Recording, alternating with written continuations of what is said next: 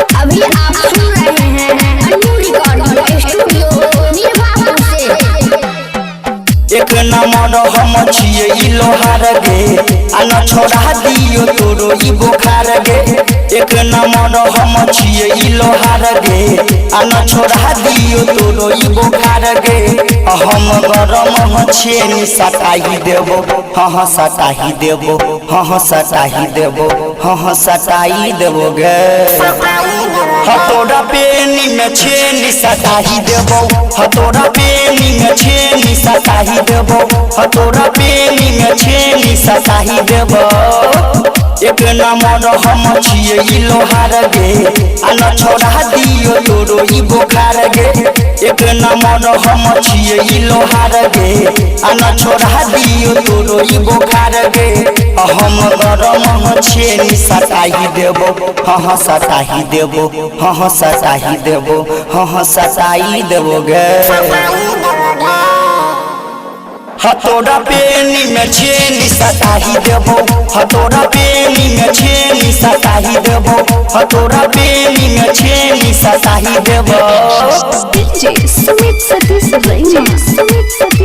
हतोड़ा हतोड़ा पेनी में छेनी सटाही देबो पेनी में छेनी सटाही देबो। अभी आप सुन रहे हैं अन्नू रिकॉर्डिंग स्टूडियो निर्वापुर से। हतोड़ा पेनी में छेनी सटाही देबो पेनी में छेनी सटाही देबो। पहिले से लागौ छौरी छौ गरमाइल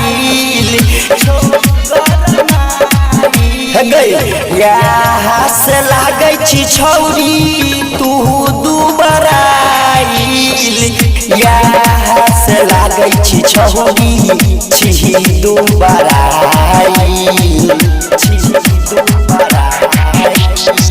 आना कर दियो तोरो ई सपोर्ट गे सब छोड़िया से तू लगबी हट गे।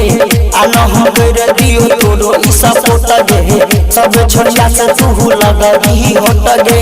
आ तोहर लागल बुखार छोड़ाई देबो हाँ छोड़ाई देबो हाँ छोड़ाई देबो हाँ छोड़ाई देबो गे। हतोड़ा पेनी में छेनी सटाही देबो हतोड़ा पेनी में छेनी सटाही देबो हतोड़ा पेनी में छेनी सटाही देबो। हतोड़ा पेनी में छेनी सटाही देबो पेनी में छेनी सटाही देबो। अभी आप सुन रहे हैं अन्नू रिकॉर्डिंग स्टूडियो निर्वापुर से। हतोड़ा हतोड़ा पेनी में छेनी सटाही देबो पेनी में छेनी सटाही देबो।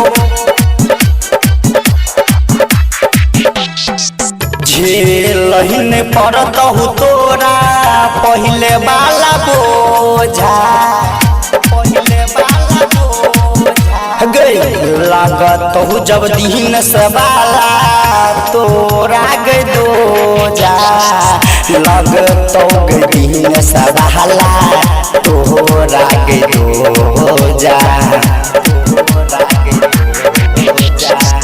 करन छोड़िया तुम का ऐसन मिस गे कहे छो पायलट दीवाना रहूं जीत गे।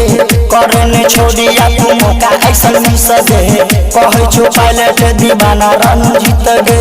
घर में गुहटी खिलाई देबो हाँ खिलाई देबो हाँ खिलाई देबो हाँ खिलाई देबो गे।